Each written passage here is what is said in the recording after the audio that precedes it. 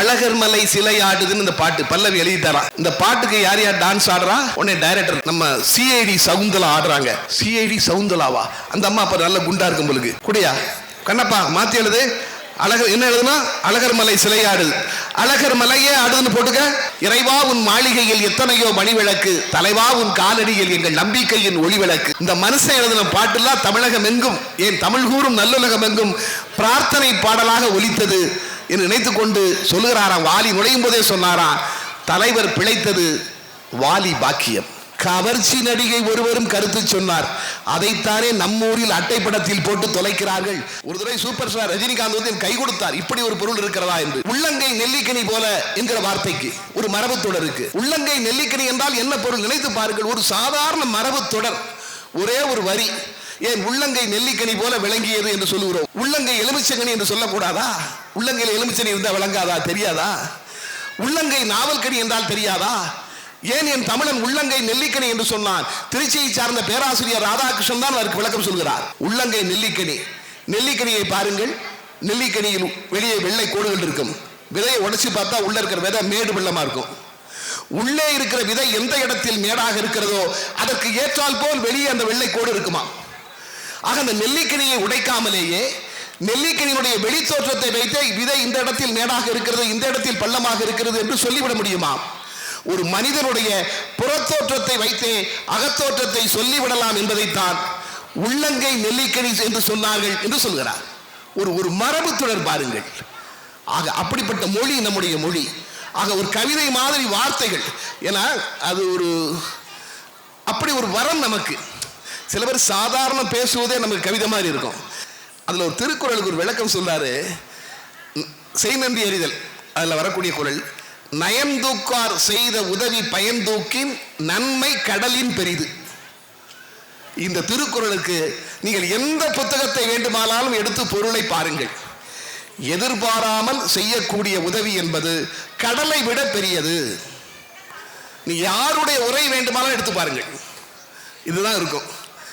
ஆனா செல்வ கணபதி சொல்றாரு அந்த புத்தகத்துல, இல்ல வள்ளுவர் அப்படி சொல்லலைங்கிறாரு. நயந்தூக்கார் செய்த உதவி, எதிர்பாராமல் செய்யக்கூடிய உதவி என்பது கடலை விட பெரியது என்று எல்லோரும் சொல்லியிருக்கிறார்கள். கடல் பெரியதுன்னா கடலை பெரிது, கடலை விட இந்த உதவி பெரிது. எதிர்பாராமல் செய்யக்கூடிய உதவி என்பது கடலை விட பெருசு அப்படின்னா வள்ளுவர் சொல்லியிருக்கிறாரு என்று எல்லோரும் அவர் மறுக்கிறார். இல்லை, என்ன சொல்றாரு? வள்ளுவர் அளவை வைத்துக் கொண்டு சொல்லவில்லை, கடலின் தன்மையை வைத்து சொல்கிறார். என்ன? கடல் வந்து சூரியன் வந்து கடலுடைய தண்ணியை கேட்கும் போது கடல் கொடுக்குமா? கொடுக்கும்போது கடல் என்ன நினைக்குமா? நம்ம இன்னைக்கு கொடுப்போம், இது எங்க போயிட போகுது? அது போய் மேகமா மாறி மழையா பொழிஞ்சு நதியாக மாறி மறுபடியும் என்கிட்ட தானே வரப்போகுது அப்படின்னு அந்த கடல் எதிர்பார்த்து கொடுக்குமா? நம்ம வீட்டுக்கு ஒரு பிச்சைக்காரர் வர்றாரு, அம்மாட்ட பிச்சை கேட்கறாரு. அம்மா பிச்சை போடுறாங்க, ஒரு தோசை போடுறாங்கன்னு வைங்க. இந்த தோசை வந்து அந்த கடலை விட பெரியது. ஏன்னா கடல் வந்து எதிர்பார்த்து தான் அந்த உதவியை செய்து. ஆனா அம்மா ஒருத்தருக்கு பிச்சை போடும்போது, அம்மா வந்து பிச்சை போடும்போது நம்ம இன்னைக்கு பிச்சை போடுவோம், நாளைக்கு இவன் நமக்கு பிச்சை போடுவான்னு எதிர்பார்த்தா போடுறாங்க? இல்ல, கடல் வந்து எதிர்பார்த்து தான் அந்த உதவியை செய்கிறது. ஆனால் அம்மா செய்கிற உதவி எதிர்பார்த்து செய்யவில்லை. அதனால் இந்த உதவி என்பது அந்த உதவியை விட பெரியது, கடலை விட பெருசு, அந்த கடலின் தன்மையை விட பெரியது. நயந்தூக்கார் செய்த உதவி பயன்தூக்கின் நன்மை கடலின் பெரிது என்று வள்ளுவர் சொன்னது கடலின் அளவை வைத்து அல்ல, கடலின் தன்மையை வைத்துத்தான் சொன்னார் என்று சொல்கிறார். இது எனக்கு புதிய செய்தியாக இருக்கிறது. அப்படிப்பட்ட கவிதைகள் நம்மிடம் இருக்கின்றன. அதான் ஒரு முறை ஒரு பட்டிமன்றம் நடந்தது. குன்றக்குடி அடிகளார் நடுவர், வழக்காடு மன்றம்.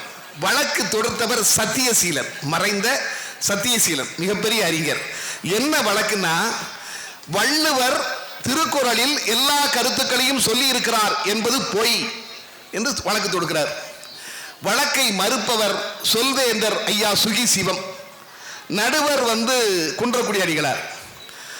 இப்போ சத்தியசீலன் வந்து ரெடி, இவர் தயாராயிட்டாரு, எல்லா கருத்துக்களையும் சொல்லி இருக்கிறார். குன்றக்குடி அடிகளார் முதல்ல கேட்கிறாரு, நானே ஒரு கேள்வி கேட்கிறேன், வழக்காடு மன்றத்தினுடைய நடுவர் என்கிற முறையில் நான் ஒரு கேள்வி கேட்கிறேன். திருவள்ளுவர் குடும்ப கட்டுப்பாடு பத்தி சொல்லி இருக்கிறாரா ஏன்னா அப்ப குடும்ப கட்டுப்பாடு பிரபலமாக இருந்த நேரம், அமுல்படுத்திக் கொண்டிருந்த நேரம். கேட்கிறார். உடனே சுகி சிவம், ஒரு சாமியாரிடமிருந்து இந்த கேள்வியை நான் எதிர்பார்க்கவில்லை. குடும்ப கட்டுப்பாடு பற்றிய ஒரு கேள்வியை ஒரு சாமியிடமிருந்து நான் எதிர்பார்க்கவில்லை என்று சொல்லிவிட்டு சொல்லி இருக்கிறார். நடுவர் அவர்களே, எங்க சொல்லி இருக்கிறாரு? 2 குழந்தை வேணும்னு வள்ளுவர் சொல்லி இருக்கிறாரா? ஆம், சொல்லி இருக்கிறார். குழல் இனிது யான் இனிது என்பர் தம் மக்கள் மழலை சொல் கேளாதவர். 2 சொல்றாரு ஓமையா, அதனால 2 குழந்தை போதும் என்று சொல்லி இருக்கிறார் என்று சொல்கிறார். உடனே சத்தியசீலன் எழுந்து 2 குழந்தை போதும் என்று சொல்லி இருக்கிறார் சொன்னாரே, ஆனால் இந்திய அரசாங்கம் ஒரு குடும்பத்திற்கு ஒரு ஆண் குழந்தை வேண்டும், ஒரு பெண் குழந்தை வேண்டும் என்று தானே சொல்கிறது. வள்ளுவர் அதை எங்கே சொல்லி இருக்கிறார் என்று கேட்ட பொழுது உடனே சுகிசிவம், அதையும் வள்ளுவர் சொல்லி இருக்கிறாரே, ஏன் சொல்லவில்லை? குழலினிது யாழினிது என்பதற்கு மழலை சொல் கேளாதவர் என்றால் என்ன பொருள்? குழல் என்பது ஆண் வாசிக்கக்கூடிய கருவி, யாழ் என்பது பெண் வாசிக்கக்கூடிய கருவி. அதனால் தான் ஒரு ஆண் கருவியையும் பெண் கருவியும் சொல்லி ஒரு குடும்பத்திற்கு ஒரு ஆண் போதும் பெண் போதும் என்று வள்ளுவர் சொல்லி இருக்கிறார் என்று சுகிசிவம் சொன்னாராம். அதான் நீங்க நினைச்சு பாருங்க, உண்மையிலே திருவள்ளுவர் அப்படி நினைச்சு எழுதினாரா இல்லையோ, ஆனா நாம் நினைக்கக்கூடிய அளவிற்கு பொருள் அதிலே இருக்கிறது. கம்பராமாயணத்தில் ஒரு பாடல் உண்டு. ராமரிடம் தோற்று ராவணன் போகும்போது ஒரு பாடல் உண்டு இல்லையா? மாதிரம் எதையும் நோக்கான் வளநகர் நோக்கான், அப்படியே அந்த பாட்டு வரும். காதலர் தம்மை நோக்காம் கடற்பெரும் சேனை நோக்கான் தாதவள் கூந்தல் தனித்தனி நோக்க பூதலம் என்னும் நங்கை ஒன்றையே நோக்கி புக்கணன் வரும். அதாவது ராவணன் போகின்ற பொழுது தோற்று போகிறான். போகும்போது அவன் தான் வென்ற திசைகளையும் பார்க்கலையாம், தன்னுடைய நகரத்தையும் நிமிர்ந்து பார்க்கலையாம், அந்த காதலி அவனை பார்த்து கொண்டிருக்கிற காதலிகளையும் பார்க்கலையாம். எதையுமே பார்க்காம தலை குனிந்து நடந்தான் என்று எல்லோரும் பொருள் சொல்லி இருக்கிறார்கள். எங்கள் அண்ணாச்சி நெல்லை கண்ணன் தான் ஒரு முறை சொன்னாருங்க, யாருமே அப்படி பொருள் சொல்ல. அவர் சொன்னாரு, ராவணன் தலை குனிஞ்சு நடந்தான்ல, அவன் சும்மா தலை குனிஞ்சு நடக்கல, பூமியை பார்க்கறான்ல, பூமியை பார்த்து ராவணன் சொல்றானா, அடி பாவி, வாழ்க்கையில இதுவரைக்கும் நான் யார்கிட்டையுமே தோக்கலையே, உன் மகளாலெல்லாம் எனக்கு இந்த பிரச்சனை வந்துருச்சு. சீதா வந்து பூமி தேவியின் மகள் அல்லவா? எல்லாரும் தலை குனிந்து ராவணன் நடந்தான் என்றுதான் பொருள் சொல்லி இருக்கிறார்கள். அண்ணாச்சி நெல்லைக்கண்ணன் தான் ஒரு முறை சொன்னாரு, இப்படி வந்து பூமியை பார்த்து அடி பாவி உன் மகளாலெல்லாம் எனக்கு இந்த தலைகுனிவு வந்து விட்டது என்று சொல்லிக்கொண்டே நினைத்துக்கொண்டே ராவணன் சென்றான் என்று சொல்கிறார். நினைத்து பாருங்கள். ஆக பொருள் சொல்லுகின்ற பொழுது கூட அப்படிப்பட்டது. அதுதான் கவிதை, அதுதான் கவிதை. அதாவது கவிதை என்பது வெறும் பாடல் மட்டுமல்ல. அதனால் தான் ஒரு அழகான பெண்ணை பார்த்தால் கவிதை மாதிரி என்று சொல்கிறோம், நல்ல இதயங்களை கவிதை மாதிரி என்று சொல்கிறோம். அதுதான் கவிதைக்கான இலக்கணம். நல்ல இதயம் இருக்கிறது. நான் கூட சமீபத்திலே படித்தேன், பிச்சாண்டி அவர்கள், எம்ஜிஆருடைய உதவியாளராக இருந்த பிச்சாண்டி அவர்கள் ஒரு புத்தகம் எழுதியிருக்கிறார் எம்ஜிஆரை பற்றி, மிகப்பெரிய புத்தகம். இந்த சத்துணவு தந்த சரித்திர நாயகன் என்று எம்ஜிஆர் அவர்களுக்கு பெயர் உண்டு. உண்மையிலேயே ஏழை குழந்தைகளுக்கு அல்லது பசிக்கிற குழந்தைகளுக்கு உணவளிப்பதை மாதிரி வேறு எதையும் நீங்கள் சொல்ல முடியாது.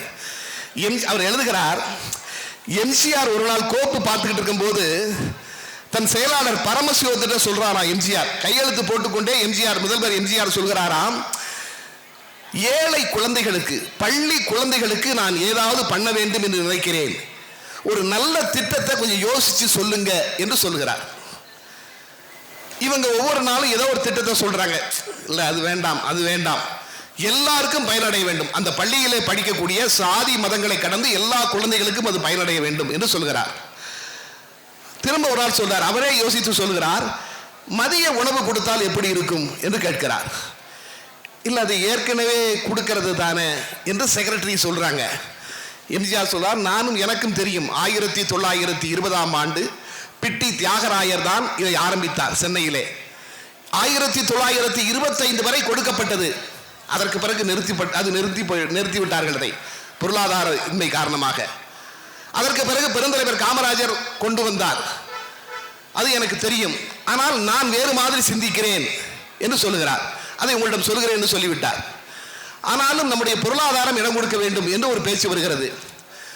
அவர் பிச்சாண்டி எழுதுறாரு, அவர் டெய்லி காலையில் டீ குடிக்க போவாராம் தேநீர் கடைக்கு, வாக்கிங் போறதுக்கு முன்னாடி. அந்த டீ கடையில் ஒரு நாள் ஒரு பையன் வந்து ஒரு டீ சாப்பிடாம பிஸ்கட் மட்டும் வாங்கி சாப்பிட்டு போனானாம். இதை சாப்பிட்டாலே எனக்கு வயிறு நிறைஞ்சது சார்னு. அப்போ இது மாதிரி கொடுக்கலாமா? ஏன்னா அப்போ எம்ஜிஆர் சொன்னது ஒரு பையனுக்கு 50 காசு செலவழிக்கலாம். இப்போ அது 15 ரூபாய்ன்னு அவர் எழுதியிருக்கிறாரு. அப்போ 50 பைசா இவர் என்ன செஞ்சிருக்காரு? 50 பைசாக்கு பிஸ்கட், 50 பைசாக்கு ரொட்டி, அதே 50 காசுக்கு ரஸ்க்கு, இப்படி ஒரு 5 விஷயம் கொண்டு போய் ராமாவரம் தோட்டத்தில் போய் எம்ஜிஆர்ட்ட கொடுத்தாராம். இது மாதிரி மத்தியானம் இதில் எதையேன்னு ஒன்று நம்ம பசங்களுக்கு கொடுக்கலான்னு எம்ஜிஆர் இப்படி கோபமாக பிச்சாண்டியை பார்த்தாராம். இவ்வளோதான் இருக்கா, வேற ஏதாவது இருக்கா, வேற ஏதாவது பாக்கெட் இருக்கா? இல்லை இவ்வளோதானாராம். ஏன் பிச்சாண்டி, மத்தியானம் உங்களை இதை சாப்பிட சொன்னா நீங்க சாப்பிடுவீங்களா? எம்ஜிஆர் கேட்ட கேள்வி அவர் பதிவு செய்திருக்கிறார். பிஸ்கட்டையோ ரொட்டியோ கொடுத்து டெய்லி மத்தியானம் சாப்பிடுங்கன்னா நீங்க சாப்பிடுவீங்களா? நம்மளை மாதிரி அவங்கள நினைக்கணும். இதெல்லாம் சாயந்தரம் காஃபி டீக்கு சாப்பிடுறது. நல்ல யோசனை சொல்லிங்க, எடுத்துட்டு போங்க என்று சொல்லிவிட்டார். அதற்கு பிறகு எம்ஜிஆர் சொன்னாராம், அழைத்து, நானே சொல்லுகிறேன், மதியம் அத்தனை பேருக்கும் உணவு திட்டம் கொண்டு வர வேண்டும். இப்பொழுது ஒரே இடத்தில் பெருந்தலைவர் காமராஜர் கொண்டு வந்த சத்துணவு திட்டத்தில் ஒரே இடத்தில் உணவு தயாரிக்கப்பட்டு, கோதுமை உணவு தயாரிக்கப்பட்டு எல்லோருக்கும் அனுப்பப்படுகிறது. அந்த உணவு ஆறி போய்விடும். அப்படி செய்யக்கூடாது. ஒவ்வொரு பள்ளியிலும் சமையல் செய்ய வேண்டும். ஒவ்வொரு பள்ளியிலும் உணவு தயாரித்து அதைத்தான் நாம் கொடுக்க வேண்டும் என்று சொல்லி ஒரு திட்டத்தை தயார் செய்ய சொல்லி சமூக நலத்துறையின் திட்டம் தயாரிக்கப்பட்டு அது வந்து தலைமை செயலாளர் திரவியத்திற்கு சொல்லப்பட்டு அனுப்பப்படுகிறது. அது நிதி செயலாளருக்கு போகிறது. ஃபைனான்ஸ் செக்ரட்டரி பார்த்துட்டு சொன்னாராம், அதுக்கு 100 கோடி ரூபாய் செலவாகும் இந்த திட்டத்தை அமல்படுத்தினால். அதனால் தமிழ்நாடு முழுமையும் இதை அமல்படுத்த முடியாது. அதனால் முதலில் செங்கல்பட்டு மாவட்டத்தில் மட்டும் அமல்படுத்தலாம் என்று ஒரு குறிப்பு எழுதி, அந்த குறிப்பு நாவலர் நெடுஞ்செழியனுக்கு நிதியமைச்சருக்கு போகிறது. அவர் கையொப்பமிட்டு முதலமைச்சருக்கு போகிறது. முதலமைச்சர் பார்க்கிறார், கூப்பிட்டாராம், இங்க வாங்க, இது என்ன செங்கல்பட்டு மாவட்டத்துக்கு மட்டும் முதல்ல இல்லை, ஃபைனான்ஸ் கூடாது, முடியாது, எல்லா மாவட்டத்திற்கும் இதை அமல்படுத்த வேண்டும் என்று முதலமைச்சர் குறிப்பெழுதி அனுப்புகிறார். மறுபடியும் கோப்புகளுக்கு வருகிறது. நாவலர் நெடுஞ்செழியனிடம் சொல்கிறார்கள், முடியாதுங்க, கவர்மெண்ட்ல ஃபண்டு கிடையாது, நீங்க தான் சிஎம் சொல்லணும். சரி, சிஎம்க்கு போனை போடுங்க. எம்ஜிஆருக்கு ராமவரம் தோட்டத்திற்கு தொலைபேசுகிறார்கள். எம்ஜிஆர் போனை எடுக்கிறார், நெடுஞ்செழியன் பேசுகிறார். நம்ம சொல்லுறாங்க 100 கோடி ரூபாய் செலவாகும், பணம் கிடையாது என்று சொல்கிறார்கள் என்று சொல்கிறார். இது மட்டும்தான் நாவலர் நெடுஞ்செழியன் சொல்றது பக்கத்தில் இருந்த 2 பேருக்கும் கேட்டிருக்கு. அதுக்கப்புறம் நாவலர் நெடுஞ்செழியன் சரிங்க ஐயா, சரிங்க சரிங்க சரிங்கன்னு மட்டும் சொல்லார். அப்ப எம்ஜிஆர் அங்கிருந்து ஏதோ சொல்கிறார் என்று. அதற்கு பிறகு சொன்னாராம், இல்லைங்க, அது என்னுடைய திட்டம். எம்ஜிஆர் தொலைபேசியில் சொன்னாலாம், நான் பிச்சை எடுத்தாவது என் மக்களுக்கு சோறு போடுவேன். அந்த வார்த்தையை பாருங்க, நான் பிச்சை எடுத்தாவது தமிழ்நாட்டில் உள்ள குழந்தைகளுக்கு மதிய உணவு நான் அளிப்பேன், நான் பார்த்துக் கொள்கிறேன். அனைத்து மாவட்டங்களிலும் இந்த ஆண்டே அதை நிறைவேற்ற வேண்டும் எம்ஜிஆர். அதற்கு பிறகு எம்ஜிஆரே உரை நிகழ்த்துகிறார். நன்கொடைகள் வந்து குவிந்தன என்று எழுதுகிறார்கள். அவ்வளவு தூரம். எதற்காக சொல்கிறேன் என்றால், ஒரு முதலமைச்சர் நினைத்தால் கூட அவருடைய உள்ளம் சரியாக இருந்தால்தான் அந்த திட்டத்தை நிறைவேற்ற முடியும் என்பதற்கு இது ஒரு மிகப்பெரிய உதாரணமாக இருக்கிறது. தன்னுடைய இதயத்தை அப்படி கவிதையாக வைத்திருந்தவர் எம்ஜிஆர். அதுதான் உண்மை. ஆக கவிதையை பற்றி நாம் சொல்லுகின்ற பொழுது அதுதான் உண்மை. ஏனென்றால் நம்முடைய தமிழ் கவிதைகள், நாம் கவிதையை வைத்துத்தான் மற்றவர்களை பார்க்கிறோம். சிலப்பதிகாரத்திற்கு ஏன் சிலப்பதிகாரம் என்று பெயர் வைத்தார்கள் என்று நம்முடைய மாப்போசி அவர்கள் சொன்னார்கள். அதாவது நம்முடைய பண்பு, நம்முடைய மூதாதையர்கள் எப்படியெல்லாம் சிந்தித்திருக்கிறார்கள். ஒரு முறை அவர் 1 வருடம் உரை நிகழ்த்தினார். சென்னை ஏவிஎம் ராஜேஸ்வரி மண்டபத்தில் சிலப்பதிகாரத்தை பற்றி மாதம் ஒரு கூட்டம் என்று சொல்லி மாப்போசி அவர்கள், சிலம்பு செல்வர் மாப்போசி அவர்கள் உரை நிகழ்த்தினார். ஒரு நாள் வந்து அவர் ஒரு கேள்வி கேட்டாராம், சிலப்பதிகாரத்திற்கு இளங்கோவடிகள் ஏன் சிலப்பதிகாரம் என்று பெயர் வைத்தார்?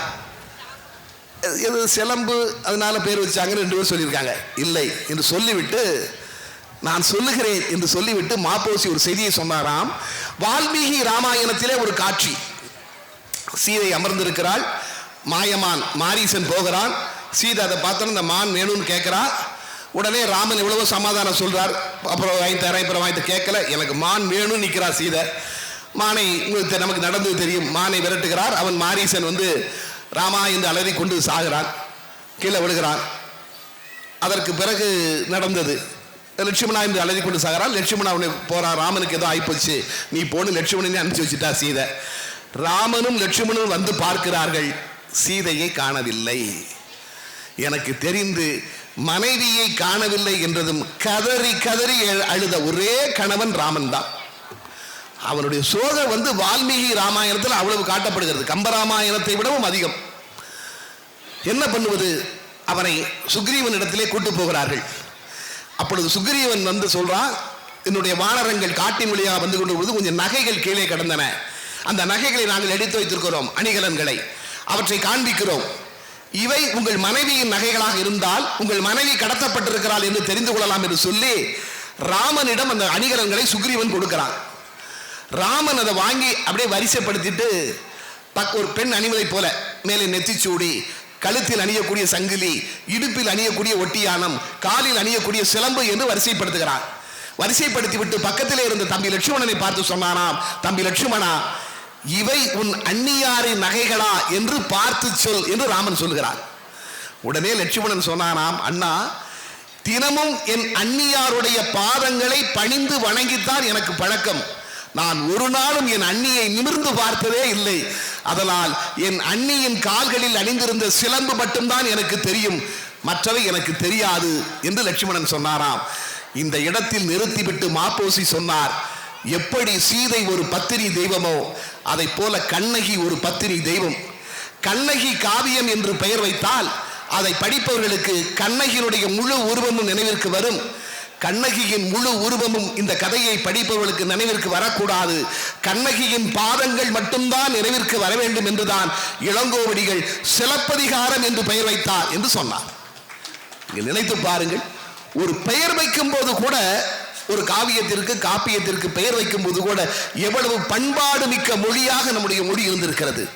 அதுதான் ஏனென்றால் நீங்கள் ஒரே கவிஞர்கள் எப்படி வேண்டுமானாலும் கவிதையை புரட்டி பார்ப்பதை பார்த்திருக்கோம். அப்படிப்பட்ட வசதி நம்முடைய மொழி கவிதைகளில் இருக்கிறது. அந்த கவிதையை கையாளுகிற விதம், நீங்க உதாரணத்திற்கு இப்ப உணர்ச்சி கவிஞன் காசி ஆனந்தன் எடுத்துக்கொள்ளுங்கள். அவர் இலங்கையை வர்ணித்து கவிதை எழுதுவார். இலங்கையை வர்ணித்து, கடல் சூழ்ந்த யாழ்ப்பாணம் படகு போல் இருக்கும், கரை மணலில் நண்டு ஏதேதோ இருக்கும், குடை போலும் பனை மரம் பார்ப்போரை மயக்கும், கொள்ளை அழகு என்று உலகமே வியக்கும், கோணமா மலை மீதில் அலைமோதி பாயும், கூட்டமா இளமான்கள் கடலோரம் மேயும், தேனிலா காலத்தில் கடலில் பொன் பூக்கும், தீன் தமிழ் மரவன் கை எழுதுகோல் தூக்கும். அந்த அப்படி போய்கிட்டே இருக்கும். விழிகளில் வன்னிமண் அழகள்ளி சொரியும், வேறில்லா செடியை போல் மயில் ஆடி தெரியும். அப்படி ஒரு அழகியல் கவிதை என்றால் எப்படி இருக்க வேண்டும், அதற்கு ஏற்ற வார்த்தை. அதே காசி ஆனந்தன் கோபமா எழுதுவார் போர்க்களத்தை பத்தி. சூடு சொரணை கொஞ்சமும் இல்லை, சொல்லடா நீயா தமிழனின் பிள்ளை. அந்த போர்க்களத்தில் போரில் ஈடுபடாத உணர்வில்லாத தமிழர்களை பார்த்து காசி ஆனந்தன் பாடுறாரு, சூடு சொரணை கொஞ்சமும் இல்லை, சொல்லடா நீயா தமிழனின் பிள்ளை. தோட்டத்தில் தன்னை அழித்தவன் வீட்டிற்கே தோரணமாகிறது வாழை. அந்த ஓமையை பாருங்க, தோட்டத்தில் தன்னை அழித்தவன் வீட்டுக்கே தோரணமாகிறது வாழை, நீயும் நாட்டினில் உன்னை அழித்தவன் காலையே நக்கினாய் நீ ஒரு கோழை. கூப்பிட்டு பதவி கொடுத்த பகைவனை கும்பிட்டு வாய்பொத்தி நின்றாய், கூப்பிட்டு பதவி கொடுத்த பகைவனை கும்பிட்டு வாய்பொத்தி நின்றாய், அவன் சாப்பிட்டு மிஞ்சி எரிந்ததை அந்தோரி சாக்கடை நாய் போல தின்றாய். தீயவர் தலையை திருக மறந்தாய், உன் தேசத்தை பாரடா நெருப்பு, 1000 பெருமை படைத்த உன் அன்னைமன் அழிய நீ அல்லவா பொறுப்பு. இந்த கவிதை இந்த காலத்துக்கும் பொருந்தது. அதுதான் கவிதையினுடைய பலம், எல்லா காலத்திற்கும் பொருந்தும். அதே காசி ஆனந்தன் நகைச்சுவையாக எழுதுவார், கிண்டலாக எழுதுவார். தமிழா நீ பேசுவது தமிழா, அன்னையை தமிழ் வாயால் மம்மி என்று அழைத்தாய், அழகு குழந்தையை பேபி என்று அழைத்தாய், என்னடா தந்தையை டேடி என்று அழைத்தாய், இன்னுயிர் தமிழை கொன்று நீ தொலைத்தாய். கொண்ட நண்பனை ஃப்ரெண்டு என்பதா, கோல தமிழ் மொழியை ஆங்கிலம் தின்பதா, கண்டவனையெல்லாம் சார் என்று சொல்வதா, கண்முன் தாய்மொழி சாவது நல்லதா. உறவை லவ் என்றாய் உதவாத சேர்க்கை, ஒய்ஃப் என்றாய் மனைவியை பார் உந்தன் போக்கை, இனிப்பை ஸ்வீட் என்ற இரவை நைட் என்றாய் விடியாது உன் வாழ்க்கை, இனிப்பை ஸ்வீட் என்றாய் அறுத்தெறி நாக்கை. வண்டிக்காரன் கேட்டான் லெஃப்டா ரைட்டா, வழக்கறிஞன் கேட்டான், என்ன தம்பி ஃபைட்டா? துண்டுக்காரன் கேட்டான், கூட்டம் லேட்டா? தொலையாதா தமிழ் இப்படி கேட்டா? பாட்டன் கையில் வாக்கிங் ஸ்டிக்கா? பாட்டி உதட்டுல என்ன லிப்ஸ்டிக்கா? வீட்டுல பெண்ணின் தலையில் ரிப்பனா? அட வெள்ளைக்காரன் தான் உனக்கு அப்பனா? தமிழா, நீ பேசுவது தமிழா? அதற்கான வார்த்தைகள் அதுதான். ஒரு கவிதை என்பது ஒரு கவிஞன் என்பவன் எப்படி கையாள வேண்டும், அப்படியெல்லாம் கையாண்டதால் தான் என்னுடைய மொழியை இன்று நாம் செம்மொழி என்று கொண்டாடி கொண்டிருக்கிறோம். கவிதை அவ்வளவு ரசனை மிக்கது, அதை மறந்துவிடக்கூடாது. அதே மாதிரி நமக்கு கிடைத்த ஒரு அற்புதமான கவிஞர், ஓமை கவிஞர் சுரதா. வைரமுத்து சொல்லுவார், கண்ணதாசனும் சுரதாவும் தான் என்னை வளர்த்தார்கள். வைரமுத்து சொல்லுவார். அது சுரதா ஒரு அற்புதமான அவருடைய திறமை இருந்த அளவிற்கு அவருக்கு இந்த நாட்டிலே புகழ் இருக்கிறதா என்பது எனக்கு கேள்விக்குறியாக இருக்கிறது. வசனம் எழுதும்போது 3 படங்களுக்கு வசனம் எழுதியவர் சுரதா. 3 சூப்பர் ஸ்டார்னு வச்சுக்கலாம். P.U. சின்னப்பா படத்துக்கு 1, தியாகராஜா பாவர் படத்துக்கு 1, MCR படத்துக்கு 3 படத்திற்கு வசனம் எழுதியவர் சுரதா. அவர் எழுதுவார் ஒரு வசனம், தொடாதே வஞ்சகி நீ தொட்டால் விஷம் கூட செத்துவிடும். 75 வருஷத்துக்கு முன்னால் எழுதுது. தொடாதே வஞ்சகி நீ தொட்டால் விஷம் கூட செத்துவிடும். கப்பல் அலைகளை கிழித்து செல்லலாம், அவற்றை அழித்து செல்ல முடியாது. அதெல்லாம் அந்த ஒரு வசனத்தை கூட கவிதை மாதிரி எழுதுவார். இது கண்ணதாசனுடைய நூற்றாண்டு. கவிதைகளை கட்டி பேசும் பொழுது கவியரசரை பேசாமல் இருக்க முடியாது. கவியரசர் கண்ணதாசன். நான் கூட 2 நாட்கள் முன்பு அவருடைய நூற்றாண்டு விழாவில் பேசும்போது சொன்னேன், கண்ணதாசனை யார் வேண்டுமானாலும் பாராட்டலாம், ஆனால் கண்ணதாசனுக்கு எதிர்க்கடை விரித்திருந்த என் ஞான தந்தை என்று நான் கொண்டாடுகிற காவிய கவிஞர் வாலி பாராட்டுவாரே, அதற்கு ஈடேனே கிடையாது. அவர் ஒரு பாடல் எழுதியிருப்பாருங்க. அதாவது தமிழ் சினிமாவில் நீங்க பார்த்தீங்கன்னா ஒரு பேட்டியில கூட ஒரு கவிஞர் ஒரு பேரை சொல்ல மாட்டாங்க. ஒரு கவிஞர், அது பத்ரி சாருக்கு நல்லா தெரியும், ஒரு கவிஞர் ஒரு பேரையே உச்சரிக்க மாட்டாங்க, அவ்வளவு மௌனமா இருப்பாங்க. ஆனா வாலி அவர்கள் கண்ணதாசனை பற்றி ஒரு புத்தகம் எழுதியிருக்கிறார், கிருஷ்ண பக்தன். அதுல கண்ணதாசன் அம்மா கண்ணதாசனை தாளாட்டுவதாக ஒரு பாடல் எழுதியிருப்பார் வாலி. நினைத்து பாருங்கள், அவருக்கு எதிர்க்கடை விரித்திருந்தவர். அவர் எழுதுவாரு, பண்ணுறங்கும் நாவழகா. அந்த பாட்டை உள்ளன்போடு வாலி எழுதியிருக்கிறார் என்று தெரியும். வாலி எழுதுவார், கண்ணதாசன் அம்மா கண்ணதாசனை தாளாட்டுறாளாம். பண்ணுறங்கும் நாவழகா, பணி உறங்கும் பூவழகா, சேர சோழ பாண்டியரு சேர்ந்து வந்த மூவழகா. அந்த வார்த்தைகளை பாருங்க. பண்ணுறங்கும் நாவழகா, பணி உறங்கும் பூவழகா, சேர சோழ பாண்டியரு சேர்ந்து வந்த மூவழகா, வீணையில பாட்டெழுப்பும் வாணி எந்தன் பிள்ளை என ஏனையில படுத்திருக்க. ஏனைன்னா தொட்டில், செட்டிநாட்டில் சொல்றாங்க. இதுல சொல்லி தரார், நீ ஒரு கவிதை எழுதும் போது அந்த மொழியை தான், அந்த வட்டார மொழியை பயன்படுத்த வேண்டும்.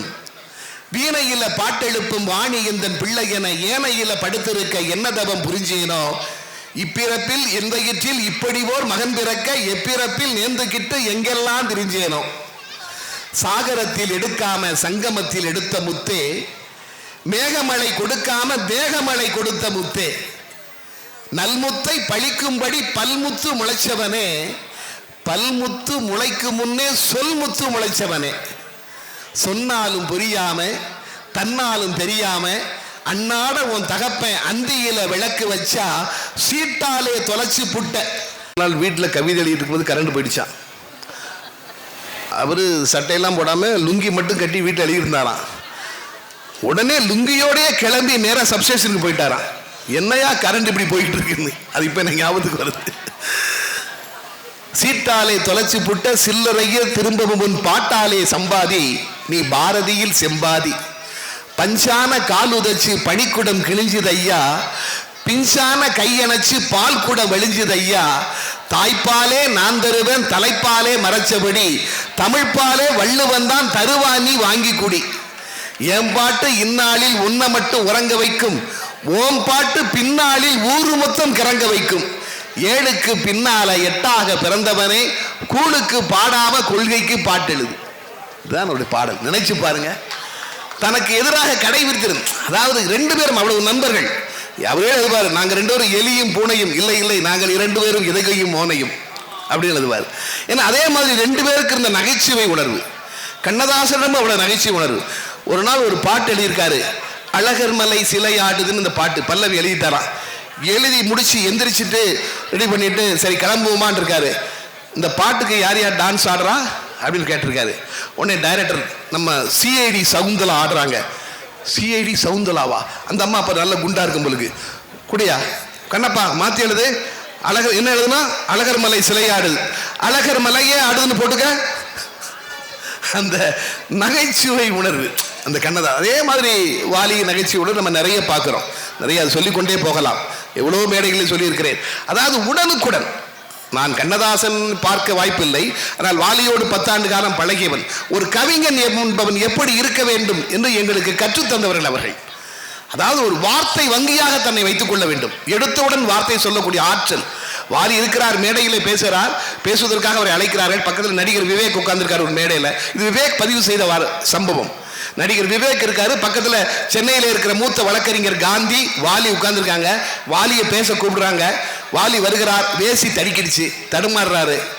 உடனே மூத்த வழக்கறிஞர் காந்தி அவர் பிடிச்சுக்கிறாரு. காந்தியினுடைய கைகளை பிடித்துக்கொண்டு வாலி ஸ்டெப் ஒரு கால் எடுத்து வைக்கிறாரு. விவேக் சிரிச்சார்ல, பக்கத்தில் விவேக்கை பார்த்துட்டு சொல்றாரு, என்னையா சிரிக்கிற? நான் காந்தியோட தான் வர்றேன், பிராந்தியோட வரல. அதாவது மின்னல் வேகத்தில் வார்த்தைகளை.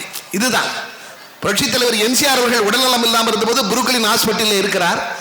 உங்களுக்கு தெரியும், தமிழ் கூறும் நல்லுலகம் எங்கு ஒலித்த பாடல் பிரார்த்தனை பாடல் ஒளிவிளக்கு படத்தில் வாலி எழுதிய இறைவா உன் மாளிகையில் எத்தனையோ மணிவிளக்கு, தலைவா உன் காலடியில் எங்கள் நம்பிக்கையின் ஒளிவிளக்கு.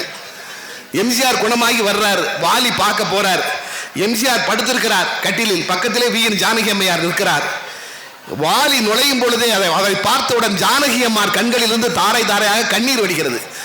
இந்த மனுஷன் எழுதின பாட்டெல்லாம் தமிழகம் எங்கும், ஏன் தமிழ் கூறும் நல்லுலகம் எங்கும் பிரார்த்தனை பாடலாக ஒலித்தது என்று நினைத்துக் கொண்டு சொல்லுகிறாராம். வாலி நுழையும் போதே சொன்னாராம், தலைவர் பிழைத்தது வாலி பாக்கியம். உடனே வாலி சொன்னாராம், இல்லம்மா உங்க தாலி பாக்கியம். நீங்க வாலி பாக்கியம் என்று சொன்னவுடன் தாலி பாக்கியம் என்று அந்த வார்த்தை வங்கி. அதுதான் வாலி. அதுதான் அப்படிப்பட்ட ஒரு கவிஞர்கள் இப்படி தங்களை வளர்த்துக் கொண்டால்தான். அதனால்தான் கவியரசர் கண்ணதாசனை பார்த்து என் போன்ற ஒரு நான் எழுதுவேன், காவிய கப்பல்களில் தங்கியிருந்த தமிழ் சரக்குகளை இழுத்து வந்த எழுத்து தோணி, கரை கடந்து வரும் காற்றெழுத்த மண்டலம் போல் அவன் திரை கடந்து வந்த பாட்டெழுத்த மண்டலம், விழிநீரை எல்லாம் மொழி நீராய் மாற்றிய விஞ்ஞானி, தன் வாழ்க்கையின் கண்ணீரை தரையில் வடிக்காமல் திரையில் வடித்தவன், அவன் தண்ணீரில் மூழ்கிய பொழுதெல்லாம் தமிழ் கரையேறியது. கண்ணதாசன் தண்ணீரில் மூழ்கிய பொழுதெல்லாம் தமிழ் கரையேறியது. எனக்கு தெரிந்து அவன்தான் கிராமத்தாரெல்லாம் நேசித்த நகரத்தார். கிராமத்தாரெல்லாம் நேசித்த நகரத்தார். சாத்தப்பனுக்கு மகனாய் பிறந்தான். சாத்தப்பனுக்கு மகனாய் பிறந்தான். ஆனால் அவன்தான் திரைப்பாடல்களின் எல்லா வாசல்களையும் திறந்தான். அதுதான் அந்த கவியரசர். அதாவது தமிழ் சினிமாவில் கவியரசருக்கு எவ்வளவோ போல் இருக்கிறது. ஒரு சினிமாவில், தமிழ் சினிமாவில் ஒருத்தர் பாட்டு எழுத ஆரம்பித்து அதை பிறர் எழுதிய சம்பவங்கள் நிறைய உண்டு. அமுதும் தேனும் எதற்கு நீ அருகினில் இருக்கையில் எனக்கு சுரதா எழுதிய பாட்டு. அந்த பாட்டை கேட்டுட்டு ஒரு ப்ரொடியூசர் போய் உடுமலை நாராயண கவி, கவிராயர் என்று கட்டி ஆண்டவர் தமிழ் சினிமாவை, 1 நிமிட பாடலுக்கு 1000 வாங்கினவர். அந்த காலத்திலே தமிழ் சினிமாவிலேயே யாருமே கிடையாது. இதுவரைக்கும் ஆயிரக்கணக்கான பாடலாசிரியர் இருக்கார்கள், நூற்றுக்கணக்கான, 1000 தாண்டி இருக்காங்க. ஆனா சொந்த ஊரிலேயே இருந்து கொண்டு கோடம்பாக்கத்தில் வசிக்காமல் தன் சொந்த ஊரான உடுமலைப்பேட்டையில இருந்து கொண்டு ஜெயித்த ஒரே கவிஞர் உடுமலை நாராயண கவி தான். கோடம்பாக்கத்தில் குடியிருக்கவே இல்லை அவர். எந்த பாட்டு வந்தாலும் நேர போவார், மனைவியோட போவாராம். வாடகைக்கு வீடு எடுத்து கொடுக்கணுமா, தங்குவாராம், பாட்டெல்லாம் எழுதி கொடுத்துட்டு வந்துருவாராம். திரும்ப மறுபடியும் உடுமலைப்பேட்டை. அந்த உடுமலை நாராயண கவிட்ட வந்து கேட்டிருக்காரு, அமுதும் தேனும் எதற்கு மாதிரி ஒரு பாட்டு வேணும். அப்படியா, வா வண்டியில ஏறிட்டு இருக்காரு. அந்த ப்ரொடியூசர் கூட்டு போய் நேர சுரதா வீட்டுக்கு வண்டி கொண்டு போயிருக்காரு. இவருதான் அந்த பாட்டை எழுதினாரு. அவரே இருக்கும்போது நீ ஏன் ஏட்ட வந்து கேட்கிற, இவரை வச்சு எழுதிக்கன்னு சொல்லிட்டு போயிட்டாராம். அவலை அஞ்சுகம், படத்தின் பெயர் அவலை அஞ்சுகம். வெண்ணிலா குடைபிடிக்க, வெள்ளி மீன் தலையசைக்க, விழிவாசல் வழிவந்து இதயம் பேசுதே. இது பாடல் பல்லவி. சுரதா எப்பவுமே லேசை எல்லாத்தையும் சண்டை போட்டுருவார் டக்கு டக்குன்னு. அதனாலதான் அவர் சினிமாவில் நிறைய பாடல்கள் எழுத முடியவில்லை. யார்ட்டையும் சண்டை. எம்ஜிஆரோடும் சண்டை போட்டார். அந்த நாடோடி மன்னன் படத்துல மின்னல் கண்டு தாளை மலருதுன்னு ஒரு வரி வரும். எம்ஜிஆர் கேட்டாராம் சுரதாட்ட, என்ன மின்னல் கண்டு தாளை மலருமா ஆமா, நீ பார்க்கலன்னா மலராதா? மலரும். நான் பார்க்கலையே நாராயண், நீ பார்க்கலன்னா மலராதா? அது மலருமியா? யார்கிட்டையும் டக்குன்னு பேசிடுவார். அதனால நிறைய பாடல்கள் எழுதவில்லை. இந்த பல்லவி எழுதி முடிச்ச உடனே சண்டை வந்துடுச்சு. உடனே மறுபடியும் உடுமலை நாராயண கவியை கூப்பிட்டு எழுதுறாங்க. வெள்ளி மீன் வெண்ணிலா குடை பிடிக்க, வெள்ளி மீன் தலையசைக்க, வெளிவாசல் வழி வந்து இதயம் பேசுதே. இது பல்லவி. ஆனா உடுமலை நாராயணுக்கு எழுதுவாரு, சொல்லாமல் சொல்லுகிறாய் சுத்த தமிழ் மொழியாலே, கொல்லாமல் கொல்லுகிறாய் கோமள வெளியாலே. நீங்க கேளுங்க, அப்படி சரணம் மாறி போயிடும், தமிழே மாறிடும். ஆக சுரதா மாதிரி உடுமலை, இவருக்கு வேற தமிழ், அவருக்கு வேற தமிழ். அதை விட்டுருங்க. எத்தனை காலம் தான் ஏமாற்றுவார் இந்த நாட்டிலே, மலைக்கல்லன் படத்துல அந்த பாடலை முதலில் பல்லவியை மட்டும் எழுதியவர் தஞ்சை ராமையாதாஸ். எத்தனை காலம் தான் ஏமாற்றுவார் இந்த நாட்டிலே, சொந்த நாட்டிலே, சத்தியம் தவறாத உத்தமர் போலவே நடிக்கிறார், நல்ல சமயம் பார்த்து பல வகையிலும் கொள்ளை அடிக்கிறார், பக்தனை போலவே பகல் வேஷம் காட்டி பாமர மக்களை வலையினில் மாட்டி. இது பாடல் பல்லவி. தஞ்சை ராமதாசுடைய சிறப்பு என்ன தெரியுமா? நம்ம காவிய கவிஞர் வாலிக்கும் தஞ்சை ராமதாஸுக்கு நிறைய ஒற்றுமை உண்டு. இந்த முற்று மோனையில ரொம்ப கவனம் செலுத்துவாங்க, கடைசி வார்த்தையில ரொம்ப கவனம் செலுத்துவாங்க. ஒண்ணு போல இருக்கணும். பக்தனை போலவே பகல் வேஷம் காட்டி பாமர மக்களை வலையினில் மாட்டி, அந்த முற்று மோனை தஞ்சை ராமதாஸ் உண்டுபிடி. ஆனா அந்த பாட்டு அவருக்கு எழுதல. அவருக்கு ராமுலு நாயுடுக்கும் சண்டை வந்துருச்சு, எழுத மாட்டேன்ட்டார். எம்ஜிஆரே எழுத சொல்லியிருக்கிறார், மறுத்து விட்டார். தஞ்சை ராமதாஸ் மாதிரி தமிழ் சினிமாவில் கம்பீரமாக இருந்த கவிஞன் அவர். அவரை மாதிரி சம்பாத்தியம் கிடையாதும்பாங்க, அவ்வளவு பெரிய சம்பாத்தியம் பண்ணியிருக்கார் தமிழ் சினிமாவில். கொடிகட்டி பறந்தவர். 47 அவர் தான் நம்பர் 1. அவர்கிட்ட எழுத மாட்டேன்ட்டாரு. அதற்கு பிறகு கோவை ஐயாமுத்துவை கூப்பிட்டு எழுத சொன்னாங்க. நீங்க இந்த பாட்டை மறுபடியும் கேட்டு பாருங்க. முதல்ல என்ன எழுதுறாரு? எத்தனை காலம் தான் ஏமாற்றுவார் இந்த நாட்டிலே, அது பக்தரை போல அப்படின்னு திட்டுற மாதிரி இருக்கும். கோவை ஐயாமுத்து போக்கையே மாத்திருவாரு. தெருவெங்கும் பள்ளிகள் கட்டுவோம், கல்வி தெரியாத பெயர்களை இல்லாமல் செய்குவோம்.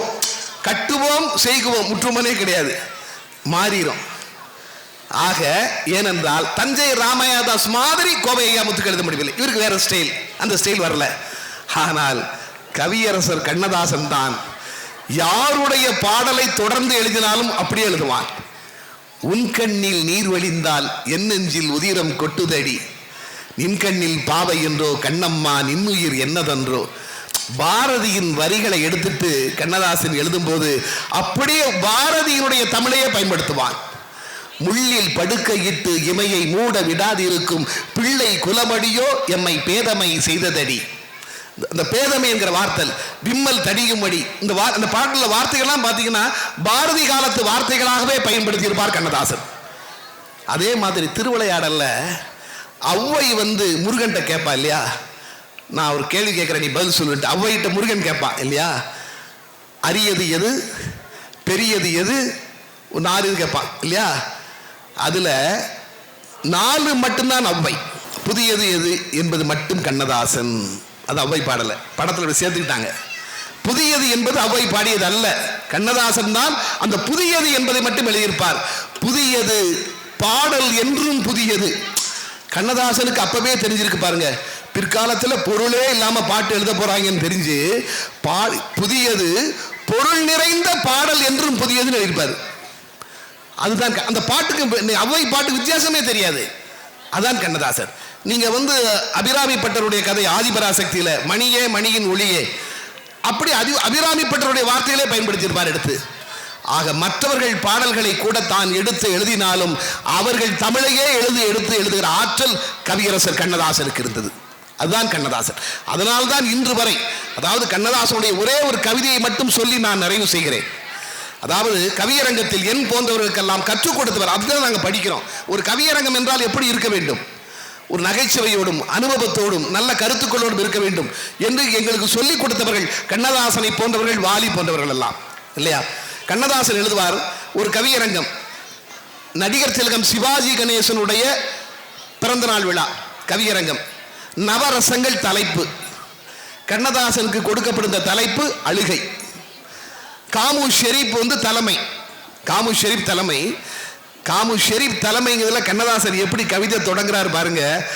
தொழுகையில் தொடங்கி செறிவுதான தலைமை. தொழுகையில் தொடங்கி அந்த தொடர்ச்சியில் ரசத்தில் ஒன்றாம் அழுகையை பற்றி பாட அழைத்தனர் என்னை. நன்றாய் அழுதவன் என்பதாலே அனுபவம் அதிகம். இங்கே அழுகையை பற்றி பாடும் அருகதை எனக்கே உண்டு. பிறப்பிலும் அழுதேன், வந்து பிறந்தபின் அழுதேன், வாழ்க்கை சிறப்பிலும் அழுதேன், ஒன்றி சேர்ந்தவர் சிலரால் சுற்று மறைப்பிலும் அழுதேன், ஊரார் இறப்பிலே அழுவதெல்லாம் இதுவரை நான் அழுது விட்டேன். அழுவதை ஊரார் கண்டு ஆறுதல் சொல்வார் என்றே விழிகளில் கண்ணீர் வைத்தான் வியத்தகு இறைவன். எப்படி சொல்றாரு பாருங்க. மற்றவங்க ஆறுதல் சொல்லுவாங்கன்னு சொல்லித்தான் இறைவன் வந்து கண்ணீரை கண்ணில் வச்சானா, பார்த்தோன்னு தெரியுமேட்டு. அழுவதை ஊரார் கண்டு ஆறுதல் சொல்வார் என்றே விழிகளில் கண்ணீர் வைத்தான் வியத்தகு இறைவன். நானோ மொழிகளில் அழுகின்றேன், வாய் மூச்சினில் அழுகின்றேன், என் விழிகளில் கண்ணீர் காய்ந்து விட்டது என்பதாலே. சீசரை பெற்றதாயும் சிறப்புற பெற்றாள், நாசரை பெற்றதாயும் நலம்பெற பெற்றாள், காமராசரை பெற்றதாயும் நாட்டிற்கே பெற்றாள், என்னை ஆசையாய் பெற்றதாயோ அழுவதற்கென்றே பெற்றாள். தொட்டபின் நெருப்பு என்றும் தொட்டபின் பாம்பு என்றும் சுட்டபின் நெருப்பு என்றும் பட்டபின் உணர்வதே என் பழக்கம் என்றான பின்பு கெட்டவன் அழுகைதானே கெடுதலை நிறுத்த வேண்டும், பட்டபின் உணர்வல் தானே பட்டினத்தார்கள் வாழ்வு. கண்களில் சொரியும் உப்பு கடவுளால் வருவதல்ல. சொல்லார் பாருங்க. கண்ணீர் யார் யாரெல்லாம் வரும்னு ஒரு பட்டியல் கொடுக்குறாங்க கண்ணதாசன். கண்களில் சொரியும் உப்பு கடவுளால் வருவதல்ல, மண்ணால் வரக்கூடும், பெற்ற மகனால் வரக்கூடும். அப்ப கூட எந்த இடத்துல ஒரு மகள்னு சொல்லவே இல்லை, எல்லா இடத்துலையும் மகன் தான் சொல்றாரு. மண்ணால் வரக்கூடும், பெற்ற மகனால் வரக்கூடும், செய்த பிழையால் வரக்கூடும், சேர்ந்த பெண்ணால் வரக்கூடும், செய்த பிழையால் வரக்கூடும். நண்பர்கள் வழியிலே தான் நான் கண்ட கண்ணீர் உப்பு. என் அழுகைக்கெல்லாம் காரணம் என் ஃப்ரெண்டு தான் எழுதுறாரு. ஃப்ரெண்ட்ஸ் தான் எனக்கு அழுகைக்கெல்லாம் காரணம். இப்படி இந்த கவிதை இன்னும் போய்கொண்டே இருக்கும். நீண்ட கவிதை வைக்கலாம். எதற்காக சொல்லியிருந்தால் ஒரு கவிதையில் கூட தன்னுடைய அனுபவத்தை சொன்னவன் கண்ணதாசன். அதான் வாலிட்ட ஒரு தடவை கண்ணதாசன் சொன்னாரா, நீ பாட்டு எழுதுறேன்னா ஸ்ரீரங்கத்திலிருந்து மெட்ராஸ் வரதுக்கு எவ்வளவு கஷ்டப்பட்டிருப்ப, அதை எழுதையான்னாரா. அப்படிப்பட்ட கவிதைகளை படிக்கின்ற பொழுது அதுதான் நமக்கு உத்வேகமாக அமைகிறது, அதுதான் நமக்கு வழிகாட்டுதலாக அமைகிறது. இப்போ ஒரு கவியரங்கத்தில் நான் ஒரு கவிதை சொல்கிறேன் என்றால் அதை நினைத்துத்தான் நாங்கள் சொல்கிறோம். இதான் ஒரு நகைச்சுவை. எனக்கு வாணியம்பாடியில் ஒரு கவியரங்கம், தலைப்பு பூ என்ன சொல்கிறது என்று சொல்கிறார்கள். நான் பாடுகிறேன், பூவுக்கும் வாழ்வுக்கும் பொருத்தம் உண்டு, படுக்கையில் பூ இருந்தால் வாழ்க்கை தொடங்குகிறது என்று பொருள், படத்தில் பூ இருந்தால் வாழ்க்கை முடிந்தது என்று பொருள், கழுத்தில் பூ இருந்தால் வேட்பாளர் என்று பொருள், காதில் பூ இருந்தால் வாக்காளர் என்று பொருள், முதலில் கழுத்திலும் பிறகு காதிலும் பூ இருந்தால் கணவன் என்று பொருள். இப்படி அந்த ஒரு கவியரங்கத்தில் ஒரு நகைச்சுவையோடு ஈரோடு புத்தக கண்காட்சியிலே ஒரு கவியரங்கம். தலைப்பு வந்து ஆகஸ்ட் மாதம் நடந்தது. இரவிலே வாங்கினோம் என்ற தலைப்பு. தலைமை வந்து அப்துல் ரஹ்மான். தலைமை கவிக்கோ அப்துல் ரஹ்மான். இரவிலே வாங்கிறோம். நான் சொன்னேன் நன்று 2000 பேர் இருக்கும்போது அவ்வளவு வரவேற்பு இந்த கவிதைக்கு. நீங்க அதாவது சுதந்திரத்தை பத்தி பாடி பாடி தீர்த்துட்டாங்க. பட் ஏதேனும் புதுசா சொல்லணும். அதை நாங்கள் கண்ணதாசனிடமும் வைரமுத்துவிடமும் மேத்தாவிடமும் அப்துல் ரஹ்மானிடம் வாலியிடம் தான் படிக்கிறோம். மூத்தவர்கள் இல்லை என்றால் ஒன்றுமே இல்லை. அவர்கள் தான் நமக்கு வழிகாட்டிகள். நான் பாடினேன், அகிம்சை ஆயுதம் ஏந்தாமல் அகிம்சையில் கிடைத்ததாலோ என்னவோ சுதந்திரத்தை அவரவர் பாணியில் அவரவர் பார்க்கிறார். சுதந்திரத்தை பற்றி அரசு ஊழியர்களின் கருத்து என்ன தெரியுமா? முதல் தேதி கிடைத்திருந்தால் முழுதாய் கிடைத்திருக்கும், 15ஆம் தேதி கிடைத்ததால் தான் பாதியாய் கிடைத்திருக்கிறது. சுதந்திரத்தை பற்றி வழக்கறிஞர் ஒருவர் வாய் திறந்து சொன்னார், 18க்கு மேல் வாங்கியிருந்தால் மேஜராய் இருந்திருக்கும், 15இல் வாங்கியதால் தான் சுதந்திரம் இன்னும் மைனராகவே இருக்கிறது. மருத்துவர் ஒருவரின் மனக்கருத்து என்ன தெரியுமா? சுதந்திரம் 8ஆம் மாதத்தில் பிறந்ததால் எடை குறைவாக இருக்கிறது, எதற்கும் சில எக்ஸ்ரேக்கள் எடுத்து பார்க்கலாம். என் கணித ஜோதிடர் ஒருவர் சொன்னார், சுதந்திரம் வாங்கிய ஆகஸ்ட் என்கிற மாதத்தின் பெயரில் கஸ்ட் என்று வருவதால் தான் கஷ்டமாகவே இருக்கிறது, மாதத்தின் பெயரை பெஸ்ட் என்று மாற்றிவிட்டால் அத்தனையும் சரியாகும். கவர்ச்சி நடிகை ஒருவரும் கருத்து சொன்னார். அதைத்தானே நம்மூரில் அட்டைப்படத்தில் போட்டு தொலைக்கிறார்கள். கவர்ச்சி நடிகை சொன்னார், 47இல் வாங்கியதற்கு பதில் சுதந்திரத்தை 27இல் வாங்கியிருந்தால் இன்னும் கொஞ்சம் இளமையாய் இருந்திருக்கும், இருந்தாலும் பரவாயில்லை, இரவிலாவது வாங்கினார்களே. யார் இவர்களுக்கு எடுத்துச் சொல்வது? யார் இவர்களுக்கு எடுத்துச் சொல்வது? சுதந்திர நாளில் கொடிகளை குத்துவதற்கு தரப்படுபவை குண்டூசிகள் அல்ல, அவை தேசத்திற்காக மெலிந்த தியாகிகளின் உடல். தடவி பாருங்கள், தடியால் அடிபட்டு தலை மட்டும் வீங்கி இருக்கும். இப்பொழுதெல்லாம் சுதந்திர நாளில் கொடியேற்ற வரும் எங்கள் தலைவர்கள் கூட ஒரு ஆள் வைக்கிறார்கள் கொடிக்கயிறை இழுப்பதற்கென்று. சொல்லுங்கள் அவர்களுக்கு, இந்த சுதந்திர கொடி பறப்பதற்கு சிறையிலே ஒருவன் செக்கையே இழுத்தான் என்று. சுதந்திர நாளில் கம்பத்தில் ஏறி வரும் கொடிக்கயிறு எடுத்து வரும் பூக்களை உச்சிக்கு போனதும் உதிர்த்துவிடும் கொடி. தேசத்திற்காக மாண்ட வீரர்களின் மனைவியர் கூந்தல் நினைவிரில் வருவதால் இன்றாயும் தெரிந்து கொள்வோம் இந்தியர்களே, நம் தேசிய கொடி பட்டொளி வீசி பறப்பது திரிக்கப்பட்ட கயிறுகளில் அல்ல, பறிக்கப்பட்ட உயிர்களில் என்று சொல்லி அன்று அந்த கவியரங்கை நிறைவு செய்தது இந்துமே நினைவிருக்க இருக்கிறது. ஆக கவிதைகளை பற்றி பேசிக்கொண்டே இருக்கலாம். அதுவும் தமிழ் கவிதைகளை நீங்கள் தேடி தேடி பார்த்தால் இன்னும் எவ்வளவோ செய்திகள் இருக்கின்றன. அடுத்த வருடம் தேதி அறிவித்தாகிவிட்டது. பேச்சாளர் பெயரில் ஒருவேளை என் பெயரும் இடம்பெற்றால் மீண்டும் உங்களை சந்திக்க வருவேன் என்று சொல்லி நன்றி கூறி, ஏனென்றால் நான் ஒவ்வொரு பெயரையும் சொல்ல வேண்டும், எல்லோரு பேரையும் சொல்வதற்கு இங்கே நேரம் இல்லை என்பதால் தான் அத்துணை பேரையும் நான் வணங்கி விடைபெறுகிறேன். நம்ம ராசு அங்கிருந்து ஐயா முறைச்சி பார்த்துக்கிட்டே இருக்காரு. வணங்கி விடைபெறுகிறேன். நன்றி, வணக்கம்.